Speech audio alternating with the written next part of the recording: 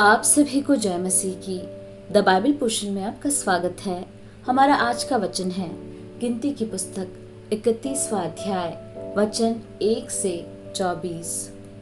फिर यहोवा ने मूसा से कहा, मिद्यानियों से इसराइलियों का बदला ले, बाद को तू अपने लोगों में जा मिलेगा। तब मूसा ने लोगों से कहा, अपने में से पुरुषों को युद्ध के लिए हथियार धारण कराओ कि वे मिद्यानियों पे चढ़ के उनसे यहोवा का बदला ले।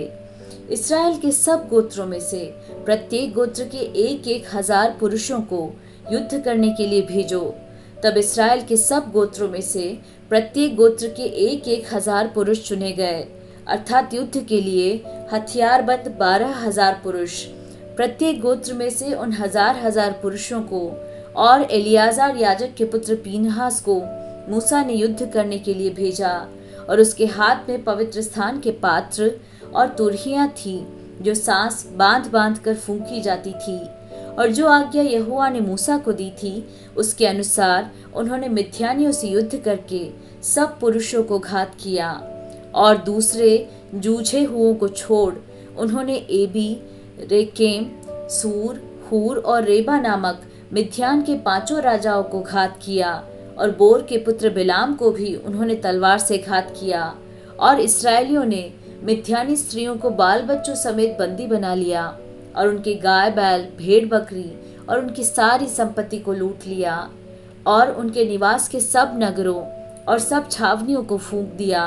तब वे क्या मनुष्य क्या पशु सब बंदियों और सारी लूटपाट को लेकर यरीहो के पास की यरदन नदी के तट पर मोआब के अराबा में छावनी के निकट मूसा और एलियाजर याजक और इसराइलियों की मंडली के पास आए। तब मूसा और एलियाजर याजक और मंडली के सब प्रधान छावनी के बाहर उनका स्वागत करने को निकले। और मूसा सहस्त्रपति, शतपति आदि सेनापतियों से जो युद्ध करके लौटे आते थे क्रोधित होकर कहने लगा, क्या तुमने सब स्त्रियों को जीवित छोड़ दिया? देखो, बिलाम की सम्मति से पोर के विषय में इसराइलियों से यहोवा का विश्वासघात इन्हीं ने कराया, और यहोवा की मंडली में मरी फैली।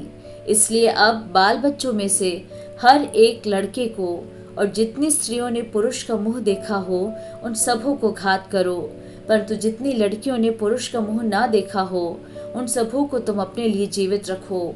और तुम लोग 7 दिन तक छावनी के बाहर रहो। और तुम में से जितनों ने किसी प्राणी को घात किया और जितनों ने किसी मरे हुए को छुआ हो, वे सब अपने अपने बंदियों समेत 3 और 7वें दिनों में अपने अपने पाप को छुड़ाकर पावन करे।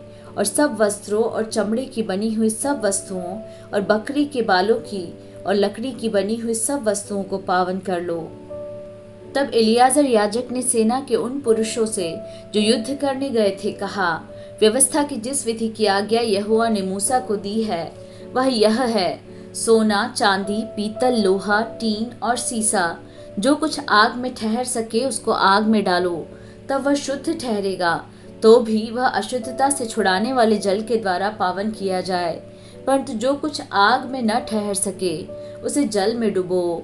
और 7वें दिन अपने वस्त्रों को धोना, तब तुम शुद्ध ठहरोगे, और तब छावनी में आना।